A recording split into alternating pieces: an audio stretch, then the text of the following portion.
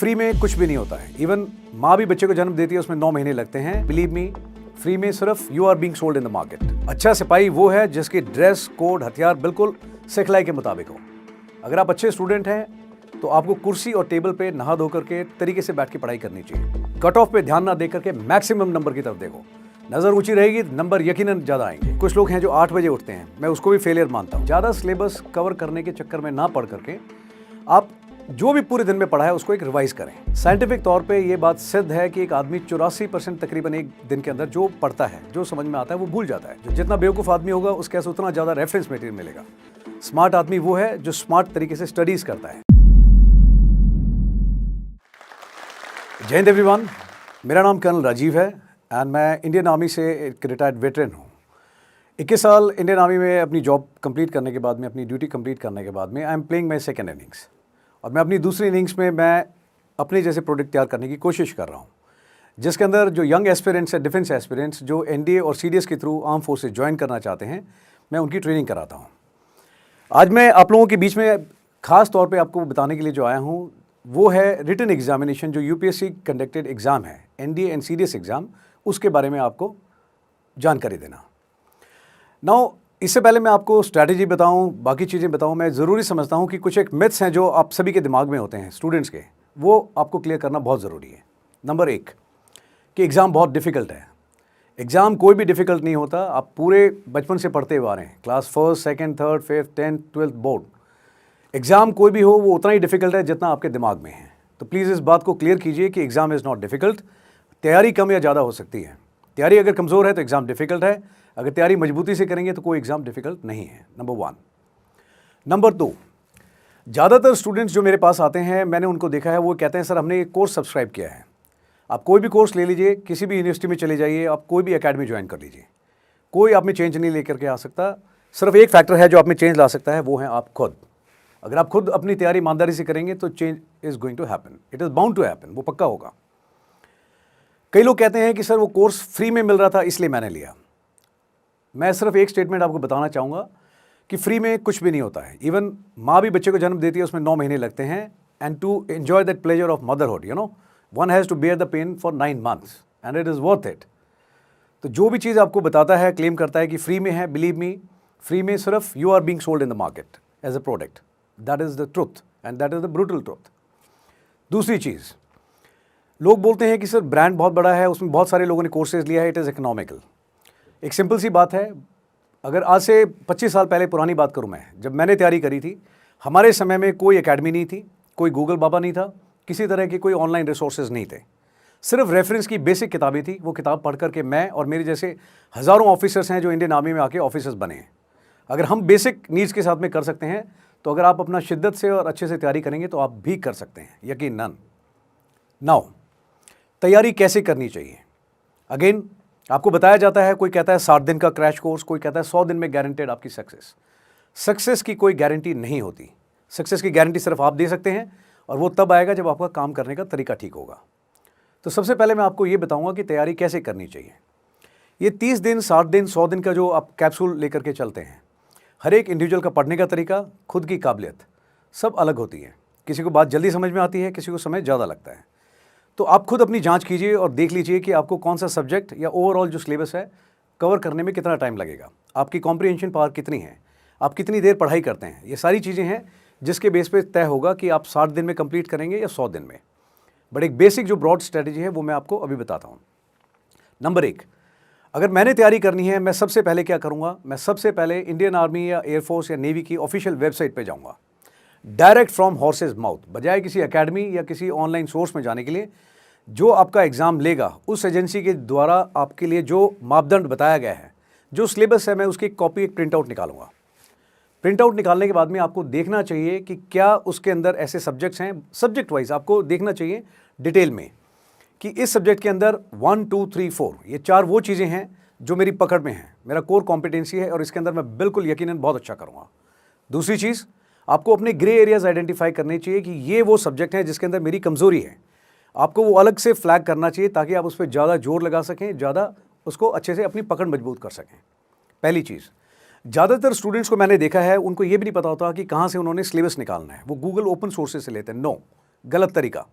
आप जो वेबसाइट है ऑफिशियल, वहाँ से निकालिए एक सिलेबस की कॉपी और एक पुराना सैम्पल पेपर। 2 चीज़ें लड़ाई के लिए बहुत ज़रूरी हैं। और उसके बाद में सिलेबस निकालने के बाद में पहली चीज़ जो मैं आपको सजेस्ट करूँगा वो आपको ये करना चाहिए, अगर 3 घंटे का आपका एग्ज़ाम है, आप लड़ाई में जिस हालत में आपने जाना है, बिल्कुल उन्हीं परिस्थितियों में आपको लड़ाई के लिए तैयारी करनी चाहिए। एक अच्छा और काबिल स्टूडेंट मैं उसको मानता हूँ जो 3 घंटे का पेपर बिल्कुल टेबल कुर्सी पे बैठ के एक बारी में अटेम्प्ट करके देखे। बिफोर यू स्टार्ट प्रिपेयरिंग, सबसे पहली चीज़ आपको ये करनी चाहिए। इसको करने से 2 चीज़ें होंगी। पहली चीज़, आपको पता लगेगा कि आपका प्रेजेंट लेवल ऑफ प्रिपरेशन कितना है। आपको आइडिया होगा कि 100 में से 50% मेरी तैयारी है, या 60% है, या 40% है। आपको अपनी प्रेजेंट रियलिटी चेक हो जाएगा और आपको अपनी कमज़ोरी भी जाहिर हो जाएगी।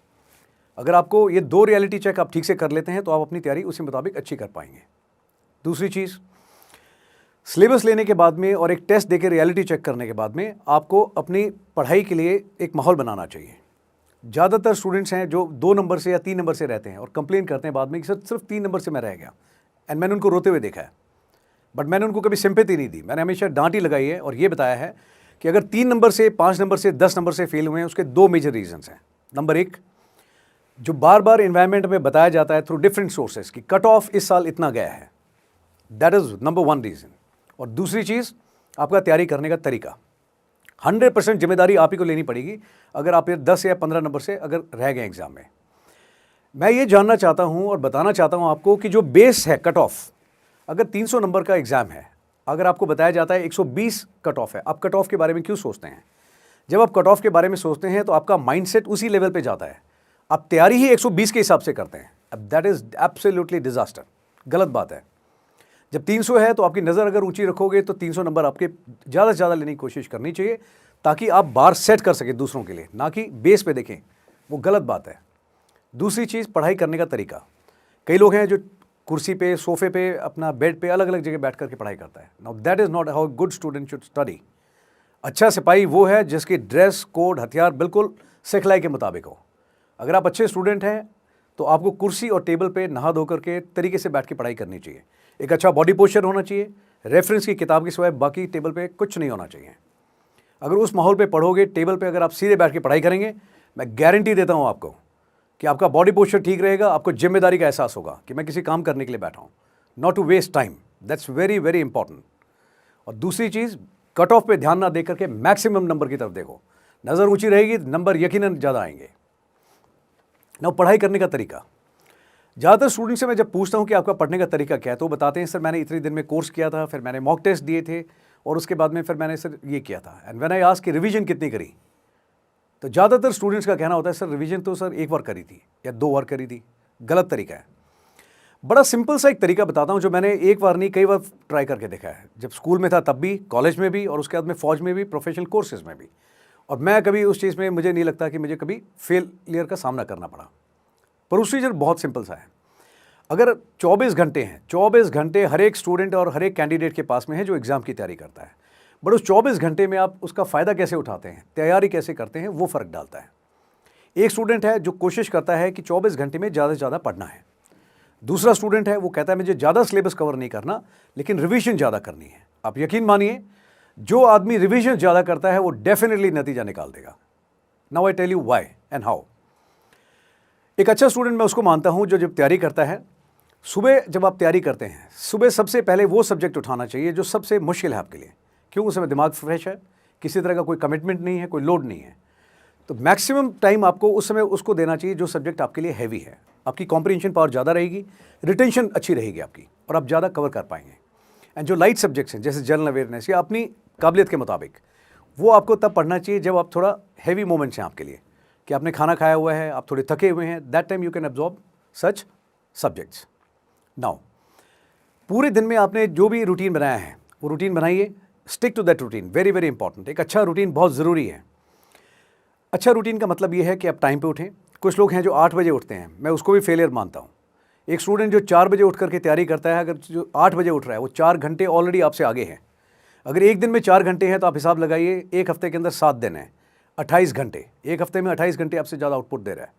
जब मैं आपसे पूछूंगा तो आप खुद बोलेंगे सर चांसेस उसके हैं ज़्यादा आने के। 28 मल्टीप्लाई बाई 30, आप देख लीजिए आप किधर स्टैंड करते हैं। सो एक अच्छा रूटीन होना बहुत ज़रूरी है। जल्दी उठना चाहिए, 24 घंटे में आप रिवाइज जब करते हैं, ज़्यादा से ज़्यादा सिलेबस आपको कोशिश करना चाहिए आप अपनी रूटीन और जो स्ट्रैटेजी बनाई उसके मुताबिक कवर करें।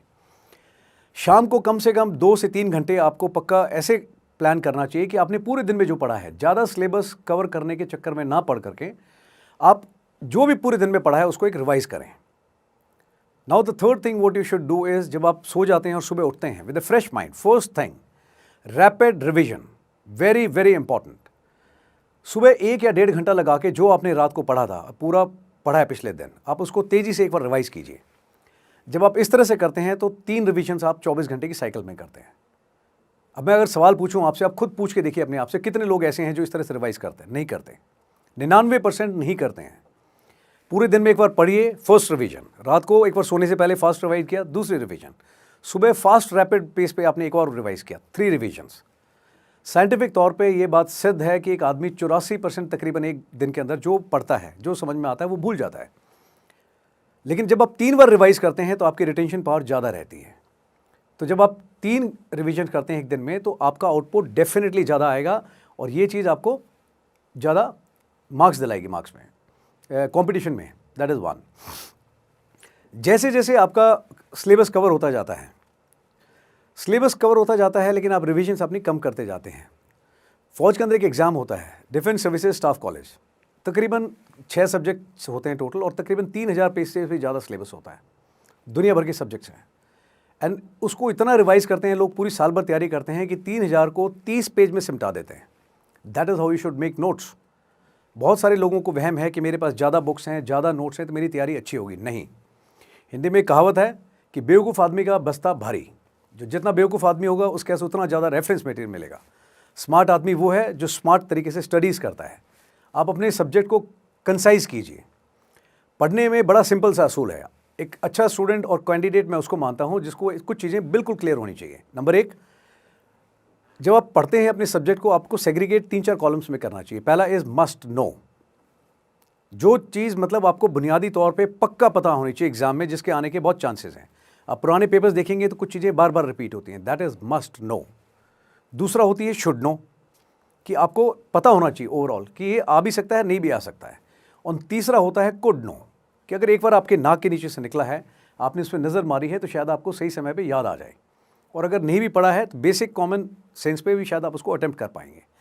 तो सब्जेक्ट जो है, every question is not important, every topic in a subject is not important. तो please segregate in these 3 categories, must know, should know and could know. इससे क्या होगा, आपका जो सब्जेक्ट है आप उसको सेग्रीगेट कर पाएंगे। अकॉर्डिंगली अपना फोकस जो है वो बहुत important, less important and just two important आप जब करेंगे तो आपका टाइम भी अच्छे से मैनेज होगा, आपकी तैयारी भी मजबूत होगी। ठीक है। इसके सिवाय जब आप एग्ज़ाम में आ जाते हैं, आखिरी के आपके पास में 15-20 दिन जब बचते हैं, लास्ट डेडलाइन तक आपने तैयारी नहीं करनी है कि आखिरी के भैया 4 दिन बचे हैं लेकिन तब भी आप पढ़ाई कर रहे हैं। No, that is not a good way, you know. आपको कम से कम 15 दिन पहले अदर देन करंट अफेयर्स सारे सब्जेक्ट क्लोज कर देने चाहिए। And you should only be in repetitive mode, that is the key to success. Attempt maximum mock test paper as much as you can. 3 घंटे के हिसाब से पेपर दीजिए and every 3rd and 4th day when you are attempting the mock paper, आपको reality check होता रहेगा and you will be able to ensure कि आपकी प्रोग्रेस किस रेट पे जा रही है। अच्छा स्टूडेंट उसको मैं मानता हूँ, हमेशा रिजल्ट लोग बोलते हैं सर रिजल्ट अभी आया नहीं है। नहीं, जिसने तैयारी ईमानदारी से करी है उस आदमी का रिजल्ट जिस समय पेपर खत्म हुआ, द बेल बज गई, आपने पेन छोड़ दिया, आपको पता होता है कि व्हाट इज द रिजल्ट। एक अच्छा कैंडिडेट डेफिनेटली जानता है कि यस मैंने एग्जाम खत्म कर दिया एंड मैंने झंडे गाड़ दिए, और वो 100% उसके बाद में एक दिन ब्रेक लेकर के अपनी एसएसबी की तैयारी शुरू करेगा। और जो आदमी वेट करता है कि आंसर की आएगी या रिजल्ट आने के बाद में चेक करूंगा, he is not going to score definitely. See बहुत बड़ी चीज़ नहीं है। लोग पहले जब कुछ रिसोर्सेज नहीं होते थे तब भी एग्जाम करते थे क्लियर। अभी आपके पास में दुनिया भर की इन्फॉर्मेशन है। Don't rely too much on information, don't rely too much on academies, don't rely too much on reference material. Basic बुनियादी ज़रूरत का सामान आपके पास में होना चाहिए। एक अच्छी टेबल सेट कीजिए, एक अच्छा रूटीन बनाइए, सिलेबस ऑथेंटिकेटेड सोर्स से निकालिए, रिवीजन मोड ज़्यादा होनी चाहिए, मॉक टेस्ट आखिरी के 15 दिन में होने चाहिए। एंड अगर कॉन्फिडेंस चेक करना है तो रियल कॉन्फिडेंट मैन मैं उसको मानता हूँ जो 4 दिन पहले या 3 दिन पहले बिल्कुल किताबें क्लोज कर दें and relax your self. I tried it and मैं कभी फेल नहीं हुआ। 2 से 3 दिन पहले क्लोज कर दीजिए एंड डिटॉक्सीफाई योर सेल्फ, जितना पड़ा हुआ है रिलैक्स, आखिरी तक एंग्जाइटी लेवल अगर हाई रहेगा तो एग्जाम में भी गलत होगा, ठीक है। That is all I have to say in the basic nutshell. एक आखिरी ऑथेंटिकेटेड स्टैटिस्टिक्स देता हूँ आपको। 60 बच्चे ऐसे हैं तकरीबन जिन्होंने मुझे अप्रोच किया था एंड आई टोल्ड देम कि रिटर्न की तैयारी कैसे करनी है। I just shared one document with them, एक PDF डॉक्यूमेंट दिया था और 2 वीडियोस मैंने शेयर किए थे ऑन माय चैनल उनको बताने के लिए, सोल्जर अनप्लग्ड। 60 के 60 बच्चों ने पहले अटेम्प्ट में गांव में बैठ करके किया है, जिसमें एक ऐसा बच्चा भी है जो स्क्रैप कलेक्ट करता था, एक ऐसा बच्चा भी है जो सिक्योरिटी गार्ड की ड्यूटी करता है कहीं पे। अगर वो लोग कर सकते हैं तो मैं आपसे ये पूछना चाहता हूँ, इतनी बेसिक सुविधा तो आपके पास में डेफिनेटली से ज़्यादा होगी अगर ऐसे ऐसे बच्चे कर सकते हैं। एक बच्ची वो है जिसकी मदर झाड़ू पोछा लगाती है घर में और वो टॉप 20 में आई है। एक बच्चा वो है जिसके फादर पोस्टमैन है, जिसके पास किताब खरीदने के भी पैसे नहीं थे, हाथ से नोट्स बना करके पढ़ के पास हुआ है। तो प्लीज़ जब ऐसे ऐसे बच्चे हैं जो मिसाल कायम कर रहे हैं और कर रहे हैं तो आप लोग भी कर सकते हैं। सो ईमानदारी से काम कीजिए, please put best investment that is in your efforts. अपने ऊपर काम कीजिए, अपने ऊपर काम करने का नशा ही अलग है। Wish you all the best for exams. जय हिंद।